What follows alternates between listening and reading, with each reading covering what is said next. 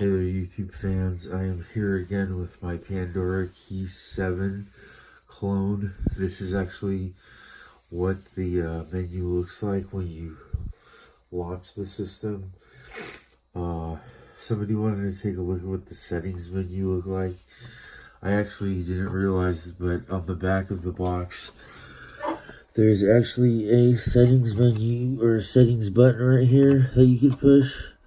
And there's also a volume adjuster, RCA jack for the audio, along with the USB, VGA, and the power brick outlet. So I just pushed the settings button on the back, and this is what the settings look like. It has an option for test 10. Not sure what this is for. Something with adjusting the buttons, but it doesn't really let you adjust them per se, or I can't really figure this menu out. It basically just allows you to click these buttons, but I don't know what it's doing when I'm pressing them. So there you go. There's the first part of the settings menu. So it says press A and start button. A and start button to go back. So there, I pressed A and start button. It went back one page back from test 10 to redefine keys. When you go to redefine keys to set and configure the buttons, again, something that you can't figure out. Here on my system, or on the box, it says A, B, E, C, D, F. And when you come to this menu, it says left and right keys to switch the key configuration. Press 1P start and F to return. So here I am, and I'm pressing, let's see, if I press A, okay, it has an option to switch from the default buttons to the current key bit. So when you go to the current key bit and press A, for example, nothing happens. But what it was doing before was it was letting me set the buttons somewhat, but they were being set at random. So when I would press them, they would show blank circles like this, and then, oh yeah, okay, so here it is. You long press the first player button, start button to start the custom 1P button. Okay, so this is what I'm talking about. The circles are blank. So here, if I want to set A, there's no way for me to go to the button that I want set with the navigation of the joystick, and it basically just maps them at random. So if I push A, it picks that button as A. If I push B, picks that as B. Push C, I know this is the E button, or yeah, and then it picks that as the E button, and then I press C, picks that is the C button. Press D, the E button becomes that button, and press F, and that is how the configuration of the controls work. And what this means and translates to when you actually play, it's totally a guess. You have no idea of knowing what is actually being set or how to set any of this stuff. At least I don't know. I can't figure it out intuitively. And I've been playing games for 20, 30 years, and this is the first time I've come across a button configuration menu that's this difficult, or this, unfortunately unexplainable or intuitively figure out.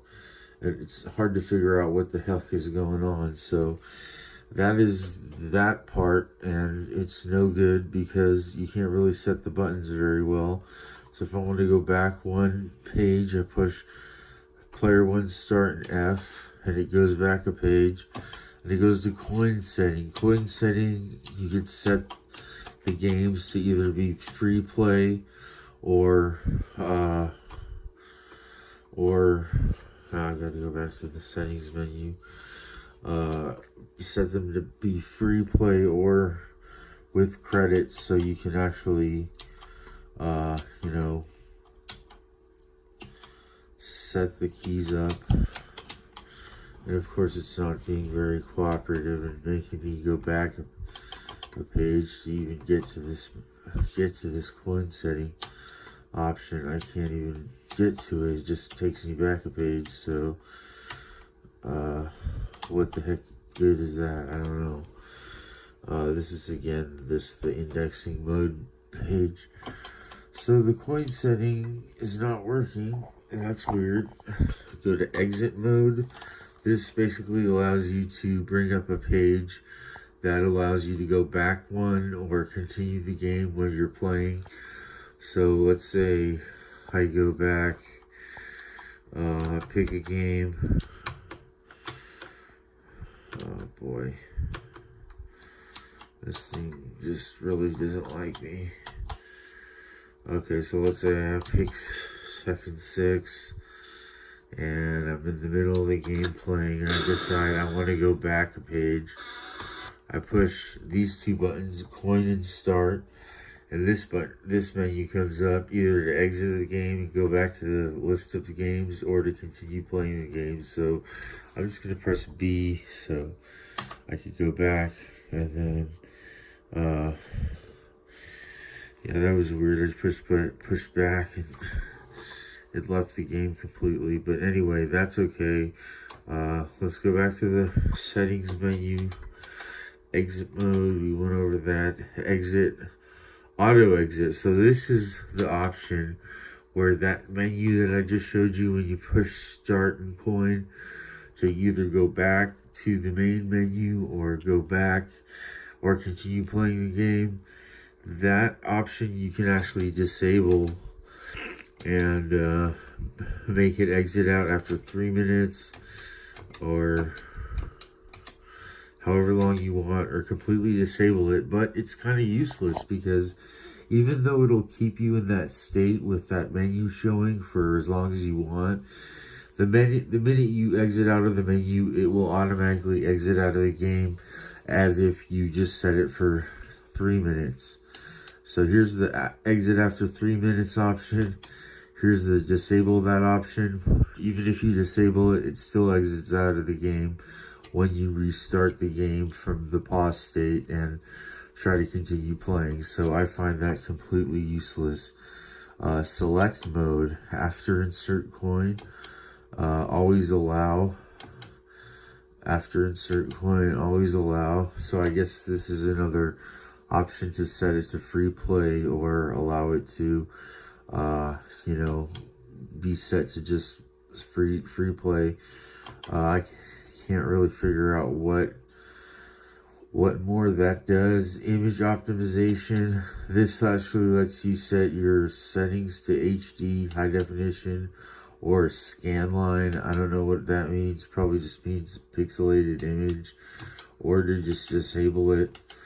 I'm fine with kind of the output of this thing, and it seems reasonable, so I just disabled it because I don't want my games crashing because they're in HD mode, and this thing can't support HD mode or something like that. So maybe in the future I'll figure out what that actually does, and what the benefit to having them in HD is, other than just the picture looking good.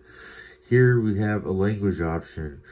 The language option goes from English, Korean, Japanese, and Chinese, or whatever, Chinese to Japanese. I don't know how to read either, so I can't really tell you which language those were, but it's got 3 different options, or 4 different options: English, Korean, Japanese, and Chinese. And the bad thing about having this menu is if it ever gets stuck in one of those languages, you're going to have a hell of a time trying to figure out how to get through the menus. And that's the problem, I think, with language language settings in general, even on your smartphone, if you ever set the language settings accidentally to Chinese or some other language, you can't figure out where and how to navigate the menus, it's a pain in the ass. So I don't know, I wish they would have just an English version and they would just disable that option completely. But I guess that's why it's in the settings menu, because most people can't access it very easily, and it's not something that will just, you know, automatically go to that language by mistake, even though this thing does have some other issues where if you are just sitting there waiting on a screen to transition and you press a certain button combination, it's not an exact button combination, but pressing a combination of a ton of the buttons at the same time actually exits you out of the game and brings you back to the menu screen, which is something other people have reported inside of their Pandora videos. So there you go, another way to navigate this thing, which actually causes problems. And then enter game setting. This is actually supposed to be a good option, and you're actually supposed to be able to go into the game setting of each game and set the difficulty, set, let's say, timed game, set the time, force time all games, disable that so that they leave, so you can't increase the time and it won't set the time to a specific setting, and then you can't change it. So I just leave that disabled because I like being able to change the times, even though I don't think this menu option even works very well.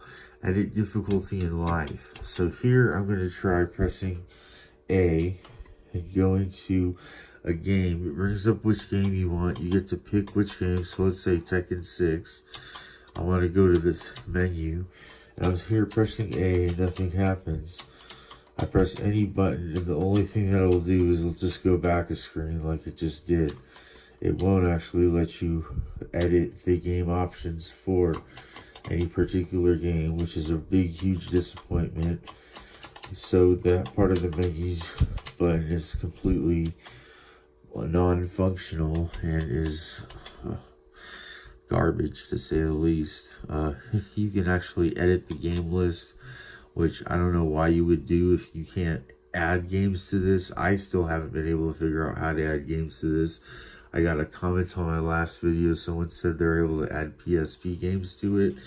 I actually went ahead and translated the instructions that are all in Chinese, tried to figure out if there was anything there that was useful to tell me how to add games to it, and it really wasn't helpful, and it doesn't give you step-by-step directions. It just generally says you can go to so-and-so area, and I think they're referring to the SD card that you actually have to take out of this thing and add games to the SD card that's already in this thing, which I am hesitant to do, because if that SD card gets erased or something, I don't have a backup. Bleed doesn't have good customer support to help me, and I would be stuck with basically a controller that I cannot use or play games on, other than hooking it up to a PS3 or PC and using it for that matter. And in that case, I really don't need it, because I don't have PC games that I want to use a joystick for. So here you can also edit the game list, delete the games, delete all games. Great, you know, that would be just wonderful for you to tap that button and have all your games deleted, and then just have no option of adding anything back. So yeah, this thing is just bogus. I don't know why they have all these options, even though some of them don't work. I would generally stay away from this option settings menu, as much as it seems like it's helpful and it would do the things you want to do, like change the buttons and add games and change the difficulty of the game settings and so on and so forth. A lot of this stuff is just non-functional and doesn't work. There's also, I think, there was an option I saw somewhere where you can actually edit favorite list. It says it has a favorite list. I haven't been able to figure out how to favorite games. They just don't really do that. Here, let's go back a menu and go to, let's go to just a game that we have, Tekken 6, and as you can see, there's nowhere to favorite anything. I mean, here's the game. There's no option. There's no heart to favorite something, or star to favorite something. There's nothing you can do to favorite a game. So I don't know why that option exists in the settings either. Maybe they were trying to add that option in, but somehow they forgot it, or since this is a clone of another device, they just cloned the device and then put this in the menu because it was already in a different Pandora, similar Pandora menu. And unfortunately, that is another disappointing thing. So yeah, showing you the settings, and it's not really that exciting. Let's see, bookkeeping, I don't know what this does. Clear coin, change password and reset default password.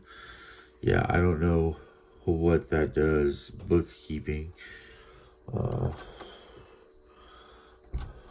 So anyway, I'm gonna try to show you how to go back. Okay, here, burst setting. I don't know what this is.